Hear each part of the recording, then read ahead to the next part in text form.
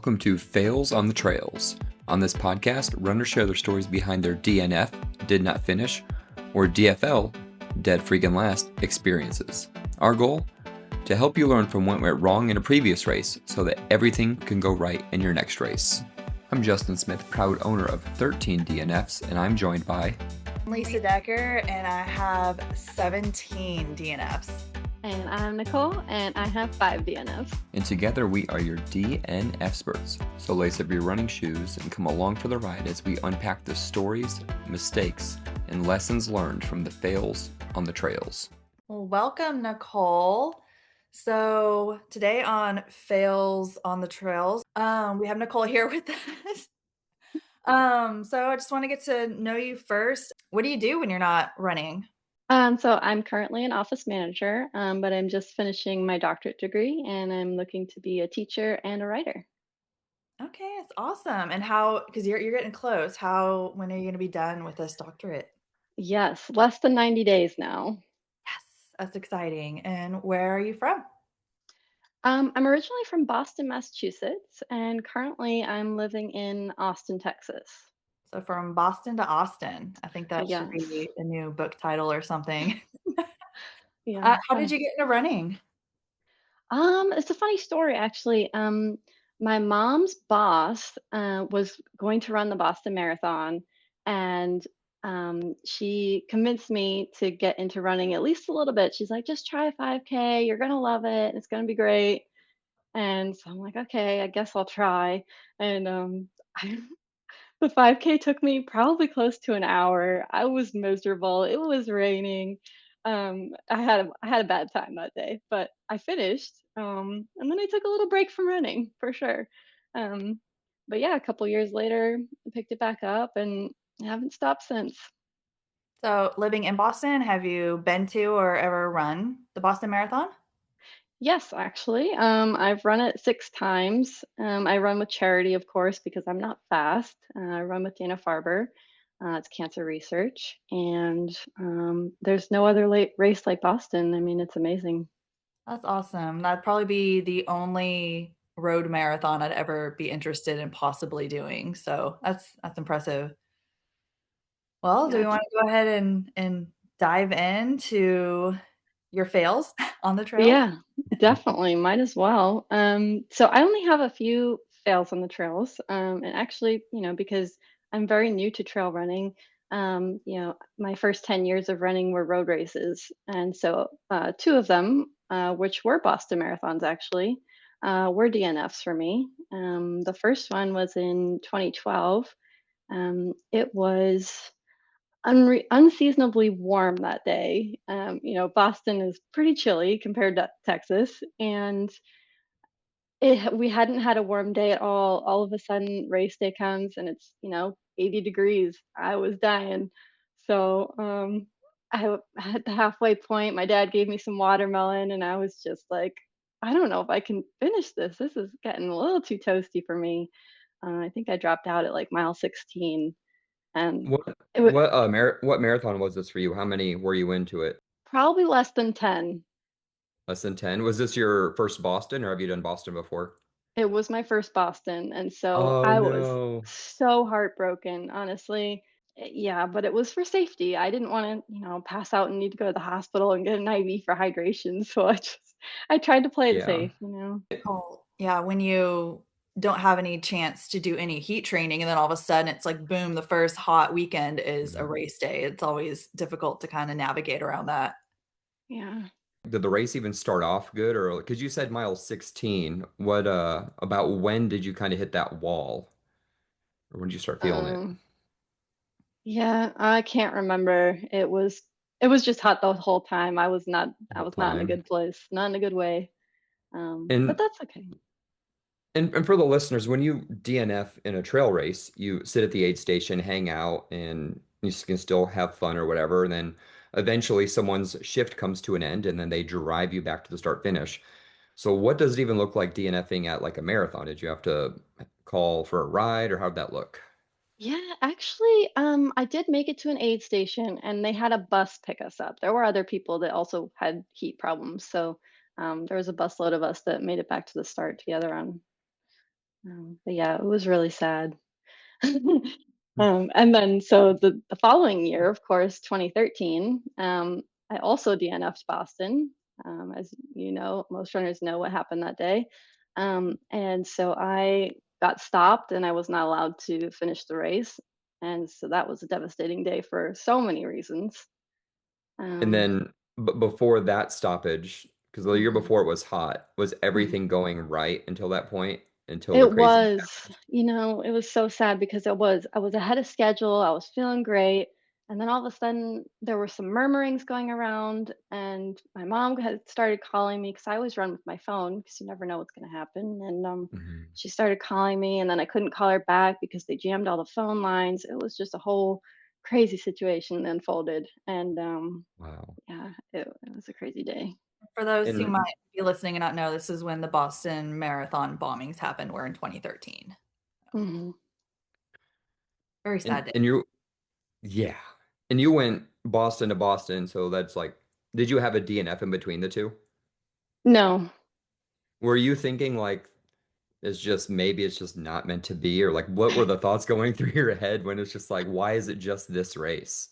Yeah, it probably did run through my mind, but it didn't stop me because I proceeded to run it, 4 more times. And the following year, 2014, was actually my birthday because my birthday's in April. So it was super exciting to run that day and actually get to finish. So that was a good turnout. Was that like the most emotional finish to that point? I think so, other than my first marathon, which was also emotional, which I was DFL for that one. They were breaking down the start line, and my dad was like, "You better give her a medal," which I did. I got my medal. Good, good. Yeah. So that brings me to my third DNF, which is my first trail race. And I had never run on trails. I didn't practice on trails. I I've done hiking before, but no real trail runs. And it was a 50K and it was a reasonable distance because I'd at that point done so many marathons. I was like, okay, it's just a Mhm. tiny bit further. I don't think the distance is the concern. And I got there and the trail itself was pretty easy. Nothing crazy, no steep things, no nothing. But coming from road races to trail has significant differences in some areas, such as markings for the course. And Oh. so I had no idea what I was looking for because I'm used to these big flags with each mile and all these things. I didn't know where I was going. So, I'm going along, I get lost, I make a wrong turn, I'm, like, very upset about it and eventually meander my way back to the start line, and I'm like, "I'm not gonna make cutoff. I don't even know what mile I'm at because I went off track," and so I just called it quits. Oh, so I was really Did bummed you about that. going into this race though, because it's always interesting to hear what get people like off of the road onto the trails. Was it just the intrigue of seeing how far you can go? Was there a Facebook post or some kind of promotional? How did you even hear about the race? I think it was about distance because I think I was ready for a little bit more of a challenge. It Mm, was around the same time that I did like a back-to-back marathon weekend. So I did, a Saturday and a Sunday race. And I was like, mm, well, if I can do that, maybe I can go just a little bit further. So ultras mostly are on trails. It's very rare to mhm. find a road ultra, like which they have now called them urban ultras, which I think is so funny. Yes. But there's a few of them. Back then there weren't. It was just all trails, which is And- fine. and I have started to like trails. so Um, were there distances longer than the 50K going on at the same time? I don't think so. I think it was probably something like 10K, 20K, 50K, something like Okay. that. And then at the start line, were you nervous? Or because it was like your first ultra, or were you just like, I've done so many marathons, like these people, I'm gonna run laps around them. Like, what was your mindset at the start line? Because I know that can be either overwhelming or like if you're confident, it can even be like empowering. That's a great question. I think that I was feeling confident in my ability to cover the distance. Hmm. And in my mind, I didn't foresee any challenges in the way. Like I didn't think that getting lost would be the reason I'd have to stop. Like that's just not something you think about when you're a road runner. I mean, sometimes you can get lost, but for the most part, races are pretty well marked on streets. Usually they close the streets, so it's kind of Yeah. obvious. Um, I know I keep jumping back before. I just think a lot of people are going to listen to this that are coming into trails and they're afraid of mhm. DNFing, so they're going to find our podcast that way. So I'm almost thinking back to where they were and where you were at this time. Whenever you were coming into it, did you do a lot of trail miles to train for it, or were you just mostly focusing on your fitness level? Yeah, just fitness level. I didn't prepare for trails at all. Did you have trail Probably not shoes? even. No, no, just that Nice. I just got my first pair of trail shoes like last week. Yeah, I I've just been love running on that. road shoes. But Now that now everyone needs to know what did you, since you're already done a 100 miler and you just got your first pair of trail shoes, what did you settle on? What brand are you? Yes. oh, I think they're called Sportiva. They're from Italy. Oh, La Sportiva. Yes. Oh, you're bougie. I They looked nice. I don't know.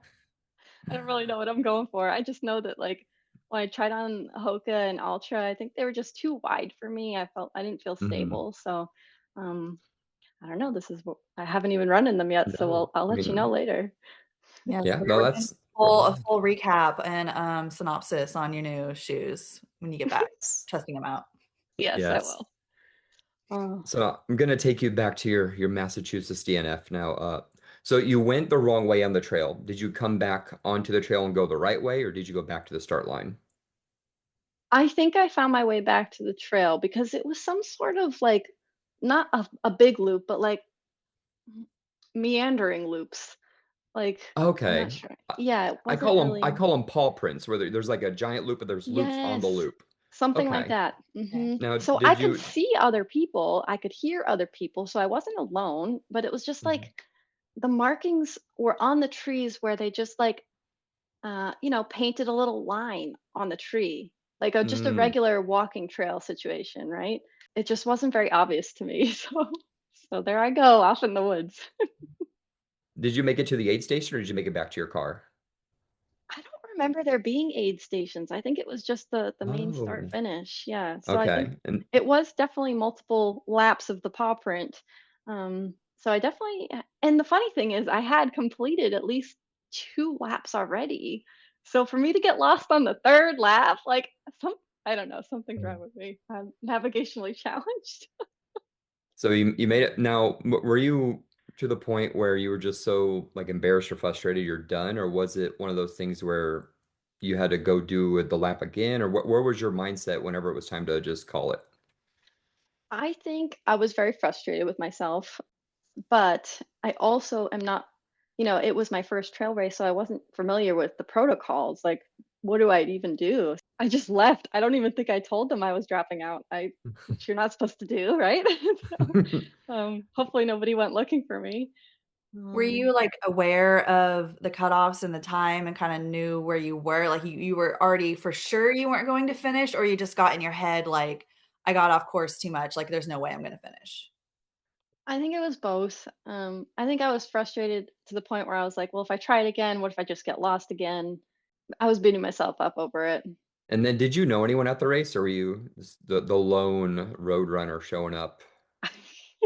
I didn't know anybody, and I was probably the only road runner, to be honest. I mean, most trail races, people, I still consider myself more of a road runner. Like what I wear compared to what everybody else is wearing at the trail race, I'm like, oh, I don't fit in. People are gonna look at me funny.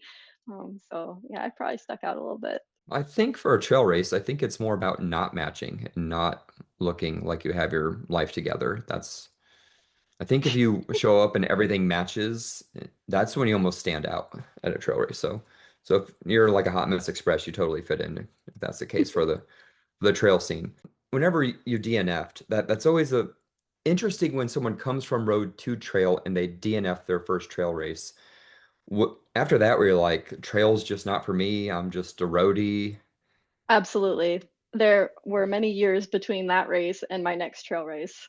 Um, that's for sure. But um, I think something that kept me going for it was as I ran more races in general, I knew how to do research about the race ahead of time.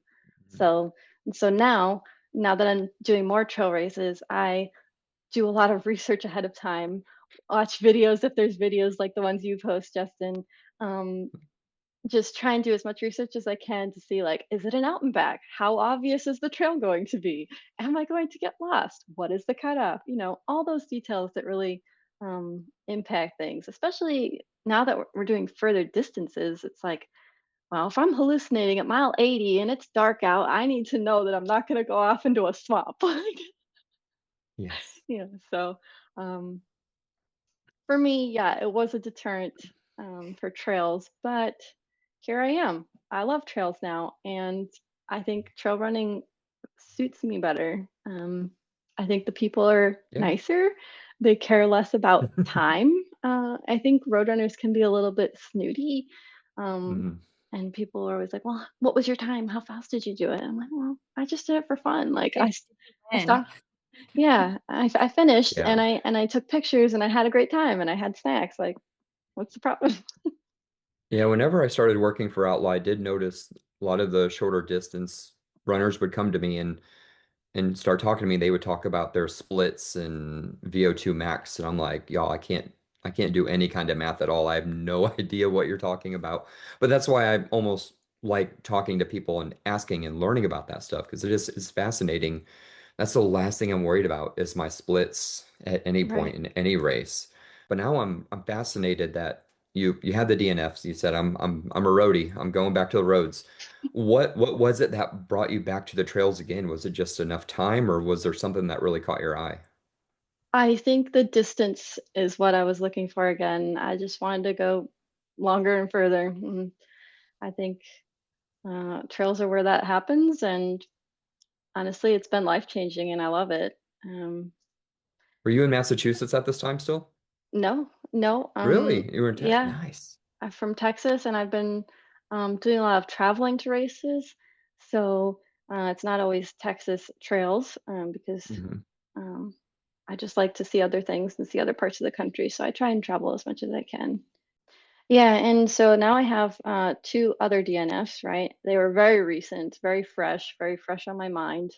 Um, so as you know, Lisa and I were at Brazos this year, 2025, and it just wasn't a good day for me. And it really broke my heart because, you train so hard for something, you look forward to it, and you get there and you tried to do everything right, but this one thing went wrong and then this one thing went wrong and it just like Hmm. snowballed. And I did not have a good day that day. It's always the domino effect. What was Yeah, the around? Do you remember around what mile it was the first domino to fall at like the Brazos of this year? I think it started the night before. I think it started the night That before. happens. That Yeah. happens so Yes, much. What? yes. Yeah. Was it sleep or anything you can even share? Like what was? Uh, well, I did have tummy problems, so that was a big factor for me.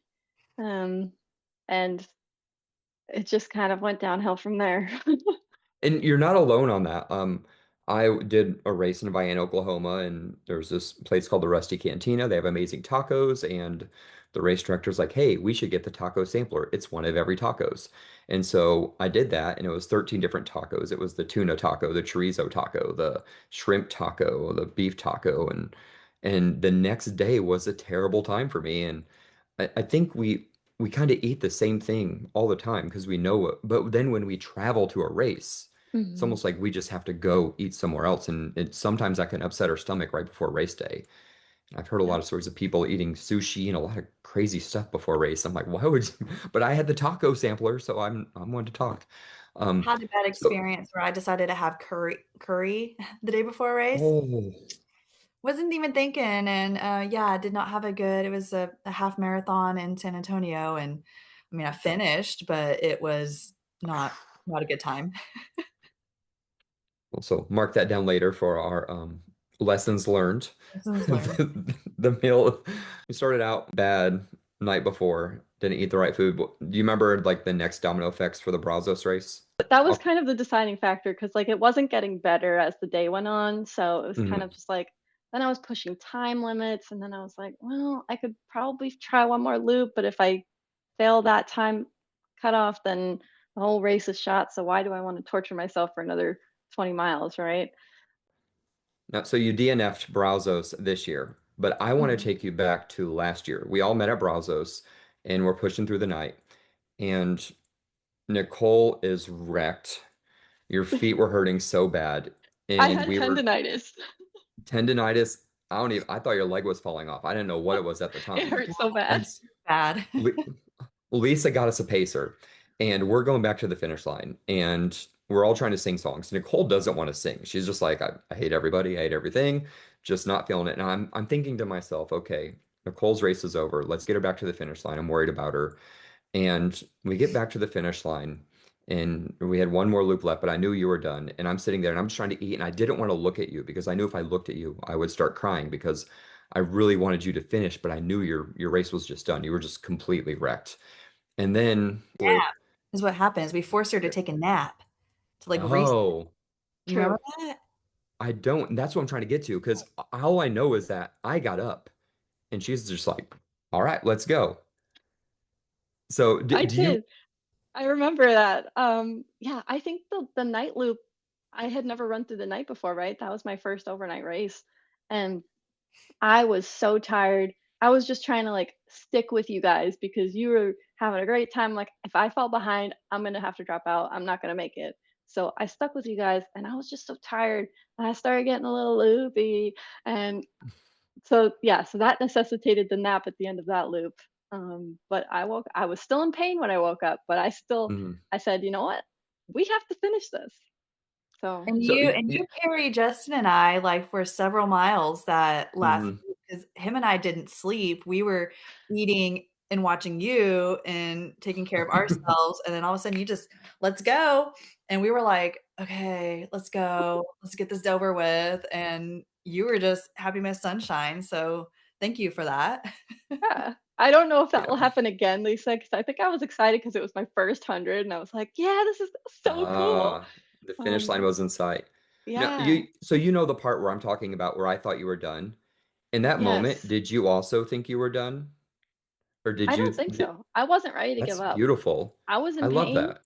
and I was cold, and I was wet because it was raining, and I was miserable, but I was also loving it because, like, I had met you guys, and, like, I haven't, like, had trail friends, so this is, like, so special, and I was like, "If they're gonna do it, I'm gonna do it too," and I just pushed myself.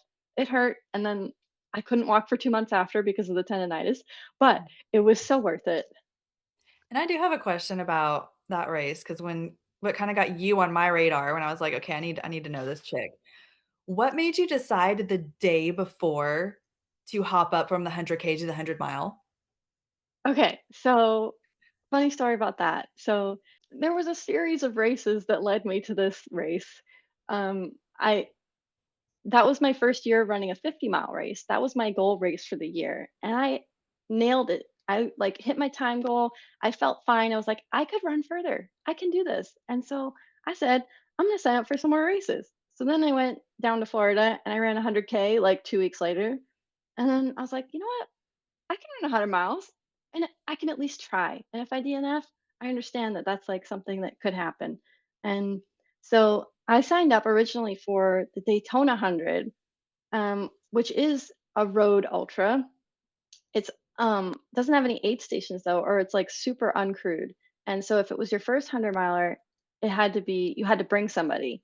And I couldn't find anybody, right? Because my family, um, they support my running, but from a distance, and so, they were not interested in helping me, crew that, and I didn't have any other running friends at the time that were willing to do something like that, and so the 100 miler was out of reach, and so I was like, "Well, maybe I'll just do the 100K," and I was like, "Oh, that's kinda lame," and then I found Brazos, and I was like, "You know what? The 100 mile was full," so I signed up for 100K thinking, "You never know, we'll see." So I got there, and I guess Kim was the one that was at Pack Up Pickup, and I was like, I kind of like was overhearing things, and I was like, I think he's the guy I should ask. And so I was like, just by any chance, would it be okay if I, jump up in distance? And he was like, yeah, no problem. And I was like, really? It was sold out online. He was like, no, no, you think you can do it? Let's do it. I'm like, all right, challenge accepted. Here we go. And so I was, they're planning to run 100K, and all of a sudden I'm running 100 miles, and I'm like, okay, well, let me go to Walmart real quick and get all the supply, like more food and more of this. And so that was a crazy day, but I was so excited and so determined. I Yeah. love it. I love it. So we have the two Boston DNFs, the Massachusetts DNF and the Brazos DNF. Did you have a fifth DNF? There was one more. So it was like just after New Year's. It was just a 50K. I was like, I just need to get a little training run in. Should be fine. And then I get there, and the trail they have it on was like a dirt bike trail. It was crazy, like up and down, up and down. Like my knees were hurting so bad. And I hadn't been training on trails, right? Because Brazos is pretty flat, so that hardly even counts. And between then and that race, I hadn't probably run more than 10 miles, and that was definitely on the road. So I was just trashed. So was I this like you're mean, saying dirt bike? Was it like mountain bike, like bicycles? Or like yeah, actual, okay. yes, And and on was top this of a looped race? Was it yes, loops? it was Okay. loops, and the people and it wasn't closed, so there were in fact people on bikes trying to get by on this single, like, less than a foot wide path, and you're like, oh, okay, let me just go jump into the trees real quick.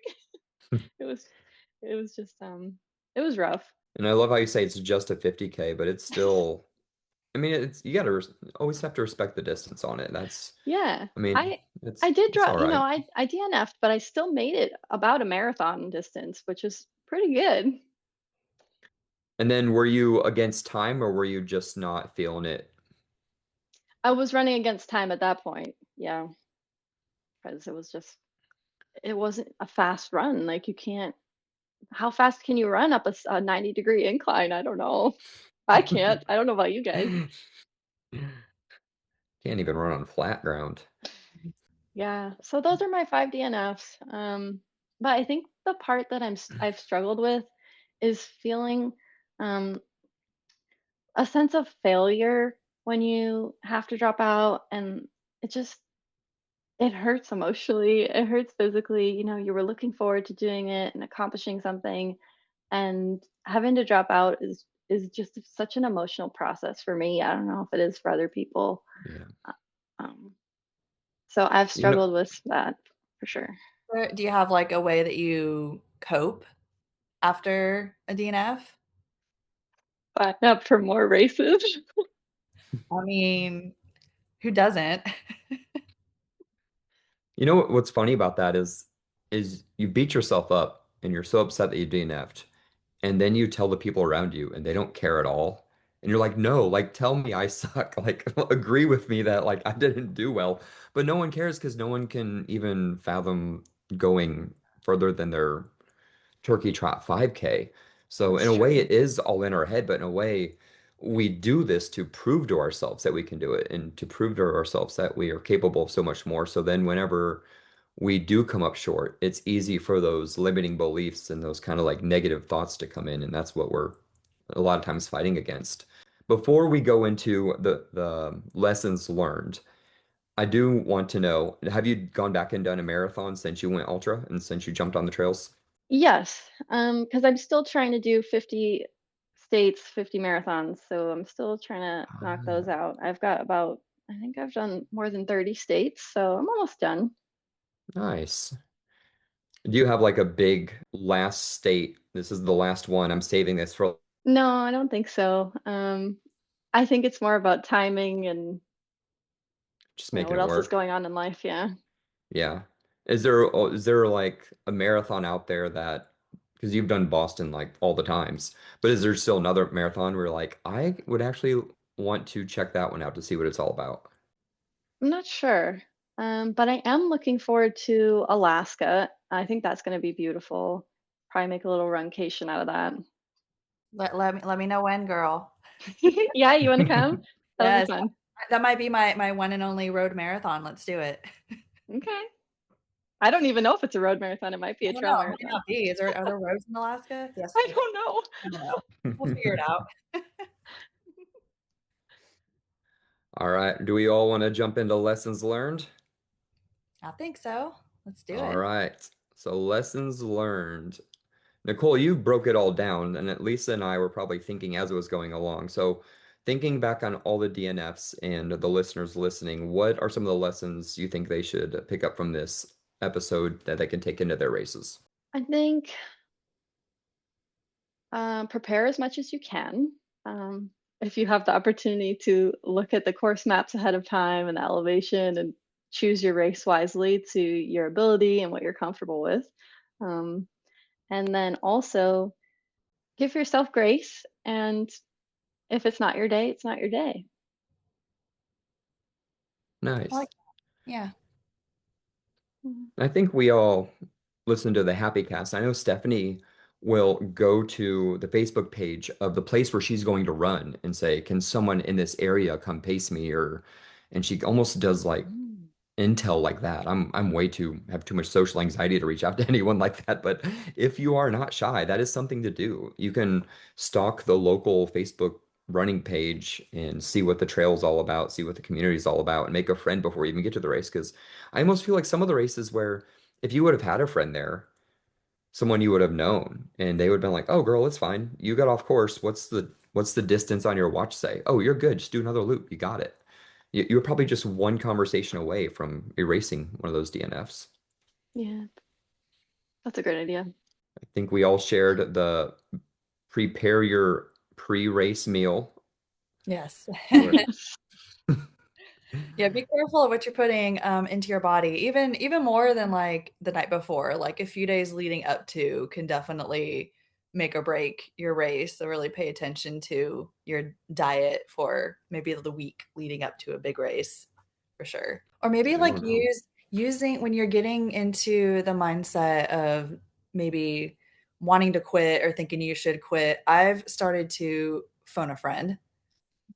And Oh, I feel like that's I mean, you mentioned Stephanie Stonebreaker earlier. She's called me during races. Like I call her during races sometimes. And I mean, she was actually supposed to come pace me at a race and I had dropped and she was like, call me right now. And unfortunately, I couldn't get through to her, but we have that type of relationship where just phoning a friend and having someone maybe to kind of talk you off that ledge and be like, give you a little confidence boost is definitely a tool that I've started using. no, I think we all lean into our playlist too. At least I do. Yes. And what I do is I do albums. So like the Hybrid Theory album or like any kind of album from because there's always those few albums where there's like no skip songs in it. And then you Yeah. Yes. don't have to go hit the skip button on your phone. You know, if you just hit play from track one to the finish, and then you get 45 minutes of that energy. And who knows, you might have some crazy people sing along with you. So have your playlist ready. Definitely download your playlist offline because you never know in these mountain races if you're going to have any reception. And then to that extent, definitely charge your phone up. And you did talk about researching a race. You talked about YouTube videos. Lisa, when you're looking at a race, do you have any other intel or how do you kind of look into a race before you get into it to prepare for it? One of the first things I look at honestly is the cutoff. um, and then even if it is a tighter cutoff than I'm normal, like a lot of hundreds are 30 to 32 hours, which that's kind of my like Hmm. PR right there is just under 30 hours. But then I go and start looking maybe at the terrain or the technicality of the race, or I even go and I look at previous years and I start looking at like the times and being like, okay, if I know a person, I could be like, okay, I know this person's ability, or if I don't, I go and get a little ultra sign up stalker ish a little bit, look at other races that maybe I'm familiar with, or sometimes I'm just like, let's just show up and see what happens, which that's probably not the best. That's probably why I have the most DNFs of the three of us. But that seems, I mean, but I have fun. I like going in also kind of blind and just showing up and seeing what the course, does to me. I love that we're fearless in that way, that Lisa and I sign up for stupid races that we may not be trained up for, and then Nicole goes up to a race for 100K and says, "Oh, let me just try a 100 miler. I've never done it before." But that's, I think a lot of listeners can kind of share and relate to that mindset of we're just curious of what's possible, but we also really want to achieve that goal. And and not fail. Yeah. But when we do, you can come on the show and share your fails on the trails, and we can all learn from those lessons. Yes. Yeah. Yeah. Yeah, that's one of the things that I've looking forward to being part of this podcast is hearing about other people's experiences and learning from them and just getting more comfortable with the idea that like it's okay if you didn't finish the race. It's okay. And I'm more open. I feel like we didn't share enough what to do whenever you DNF because I really don't know. I mean, I've DNF'd so many times, definitely sign up for it the next year, but man, it is so difficult to really because doing this isn't just like your local 5K, you're putting in the training, you're putting in the time, not to mention not just the time of training, but the time to get to the race, the money for the hotel the night before, the entry fee. There's so much invested. And typically we don't invest anything of ourselves into something unless we know we're going to get that return. And there's always the great unknown whenever you're pouring so much into something, and especially the 100-mile distance. You can put everything into it and it just not be your day. And I have no idea how to give that advice of like how to overcome it. And even like Lisa, you've had 17 and it's still just like keep trying, sign up for the next one. I think that's why I just stack them all up. So if I DNF, well, oh well, I got another one coming up. Let's try it again. You're going on the Yeah. board, It was going just a on the training run. Yeah, it's just a training run for the next one. That's what I look at. Because pretty much all the DNFs I've had in the last 2 years have been past the 50-mile mark. So it's not like I'm DNFing like 10 miles in. I'm DNFing like 50 over 50 miles, sometimes 85, or like I talked about on the first podcast, 95 miles into a 100-miler. So they're not like simple distances. They're still, I guess they still benefit me for the next one. There's still a good long training, and I still feel very accomplished for how far I made it in the race, even if it didn't result in a finish. I And think who that's even something else. decided 100 was the right distance? Why isn't it an 85-mile distance? Right? I want some 85 milers out there. That's my jam right there. As a guy who wants to run 100 milers, I do not want 85-mile races. That would definitely deter me in my goal. But I get that. And I think we're going to also find too, having these interviews, that most people drop out in races midnight, 2 a.m. It's when they're tired, they're usually asleep. They're whenever they have a base level of fitness that can get them probably 40 to 50 miles. And then when they run low on calories or salt, and it's that domino effect of they missed this step or this step or this step. And then by the time 2 a.m. comes, that's when it can all fall apart and they're 60 to 80 miles in and then they DNF, and then I think we're going to find a lot of runners too are going to go sleep and then wake up 30 minutes later and be like, wait a minute, I could still be running. So that's why I know we interviewed each other, but I'm real excited to get more people on the podcast, hear their stories, hear them unpack what happened. And I know everyone's going to have a different story, but I think we're going to find a lot of similarities in all these DNFs. And I think that's where the real lessons can be learned. Definitely. Yeah, that midnight to 2 a.m. stretch. Any aid station you roll into at that time, you see the zombies just like sitting with that 100-mile stare, just staring at the cup of noodles they're holding in their hands, just like they don't know what they're doing. And all they need to do is eat and maybe close their eyes for 10 minutes and they'll be fine. But they just don't know what to do. And like literally, it's like a crowd. Do you remember at Sawmill, Nicole, that when we were there together and it was Yes. like, yeah, like 1 a.m. Yeah. and all the benches were full and I almost wanted to just like yeet somebody off the bench so I could sit for a minute because they were just like laying on it. Yeah, like at kindergarten at the drinking fountain where it's like 1, 2, 3, go. It's like you've been here for 20 minutes. It's my turn to sit here and think about my life. And we were in great moods. Like I just wanted to sit and eat my cup of noodles. I was getting my playlist of like metal Disney songs ready to go to get us back to the start line. And these guys are probably looking at me like, I cannot stand this girl right now because she is too happy. And I was just, but then, for me, everything fell apart after that too, like for both of us. Yeah.